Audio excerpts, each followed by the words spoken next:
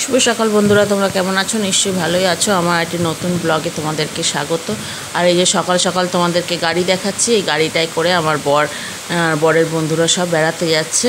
চলো নে দোল দোল কর, দোল দোল দোল দোল দোল দোল।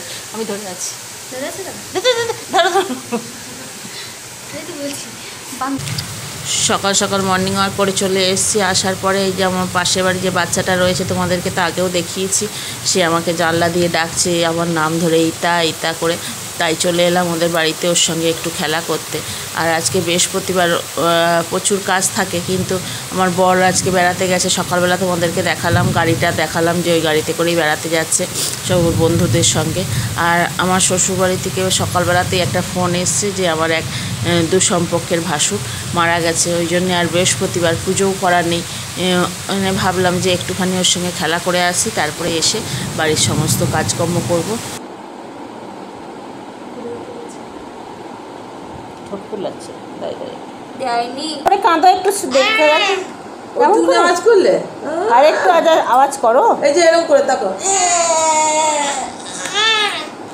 হাতটা তোলো করে।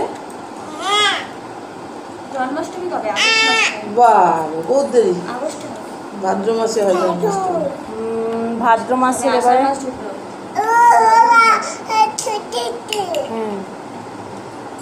ভাদ্র মাসে দেরি আছে। এবারে রথ নাকি দুদিন, কালকেই মোবাইলে দেখছি, মানে 7-8। এক গামলা কেচেছি, ওয়াশিং মেশিনেই কাচলাম। বিছানা চাদর এগুলো সব তুললে আগে থেকে ভিজিয়ে রেখেছিলাম, তাই কেচে দিলাম। কিন্তু আজকে দেখো জামা কাপড়গুলো কেচেছি, বিছানা চাদর 3খানা বিছানা চাদর কেচেছি, এগুলো সব মিলে দিলাম। এখনও গামলাতে রয়েছে, যে আর জায়গা হয়নি। এগুলো শুকনো হোক, চাদরগুলো আরে শুকনো হোক, তারপরে এগুলো মিলবো। হ্যালো বন্ধুরা, তোমাদের একটা নতুন ব্লগে আমাদের স্বাগত। আজকে হচ্ছে বৃহস্পতিবার, আর সকালবেলা মর্নিং ওয়াক করে আসার সময় ফুল কিনে নিয়ে এসেছিলাম পুজো করব বলে। যেহেতু বৃহস্পতিবার, কালকে বুধবারে সমস্ত ঠাকুরের বাসন টাসন পরিষ্কার করে রেখেছিলাম, ভেবেছিলাম যে আজকে বৃহস্পতিবারে সকালবেলা সুন্দর করে পুজো করব, কিন্তু পুজো করতে পারিনি। কারণ ফুল কিনে নিয়ে আসার পরে আমার দেশের বাড়ি থেকে একটা ফোন এলো যে আমাদের এক ভাসুর হয়, অনেকটাই বয়স হয়েছিল, উনি মারা গেছেন কালকে। ওই জন্যে যেহেতু অসুজ, আমাদের কোনো পুজো টুজো করা চলবে না, ওই জন্য পুজো করিনি বৃহস্পতিবারে। আর জামা কাপড় দেখলে কেচেছি, কারণ এখন এই সময়তে কাচতেও নেই, কিন্তু এগুলো ভেজানো ছিল। কি করব, ভেজানো তো আর রেখে দেওয়া যাবে না 15 দিন, ওই জন্য কেচে নিলাম। আর এইগুলো তো যেহেতু ব্যবহার করব না, আর সে আমার বিবাহবার্ষিকীর সময় তখন বিছানা চাদরগুলো পেতেছিলাম, এতদিন ব্যবহার করেছি, দিয়ে ওই জন্য ময়লা হয়েছিল, তুলে দিয়েছি, দিয়ে ভিজিয়ে দিয়েছি, কেচে তুলে রেখে দেবো। এবার যেগুলো পাতা আছে সেইগুলোই এখন চলবে 15 দিন, তারপরে কাচাকুচি করব। আর আজকে যেহেতু সব নিরামিষই খেতে হবে, ওই জন্য আর সেদ্ধ ভাত করেছি, তোমাদের সঙ্গে আর কি শেয়ার করব রান্না।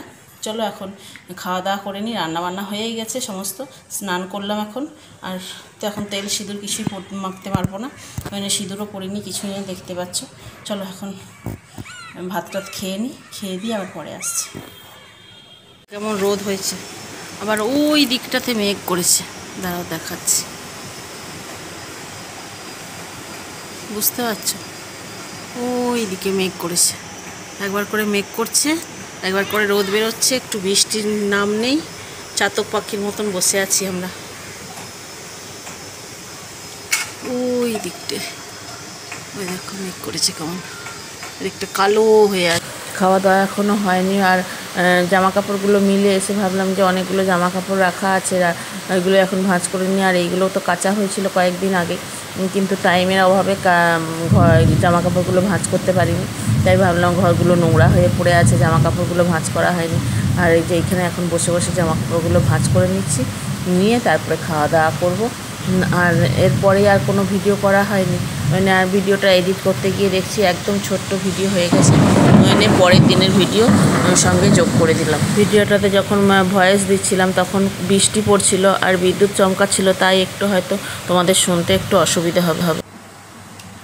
শুভ সকাল বন্ধুরা, তোমরা কেমন আছো? নিশ্চয়ই ভালোই আছো। আমার একটি নতুন ব্লগে তোমাদেরকে স্বাগত। আর আজকে রান্নাঘর থেকে ব্লগটা শুরু করছি। আর প্রচণ্ড পরিমাণে গরম, বৃষ্টি তো আসানসোলে হবার নাম নেই। আর এখন রান্না বসিয়ে দিয়েছি, কী কী রান্না করছি তোমাদেরকে দেখিয়ে দিলাম।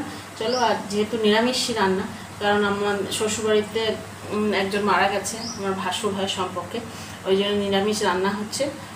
চলো, এখন থেকে একটা নতুন ব্লগ শুরু করলাম, তোমরা দেখতে থাকো, নিশ্চয়ই ভালোই লাগবে। চলো, দেখো আমার আলু পটলের তরকারিটা হয়ে গেছে, গরম মশলাও দিয়ে নিয়েছি, এবার নামিয়ে নেব।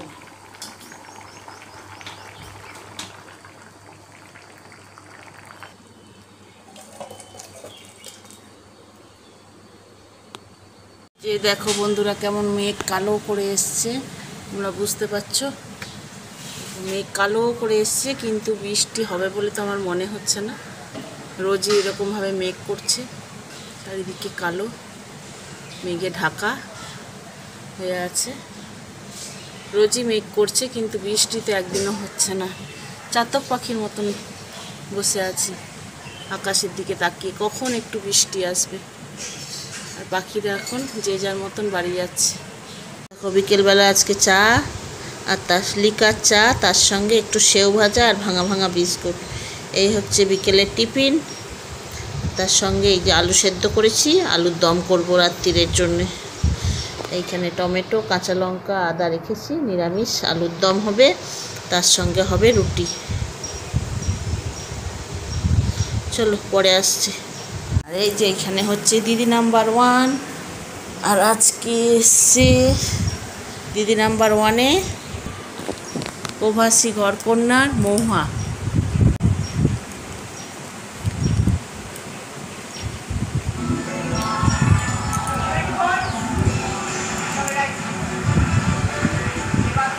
আমার মেসমশাই, তার একমাত্র শালিকা হচ্ছে আমার মা, তার একমাত্র জামাই আশা।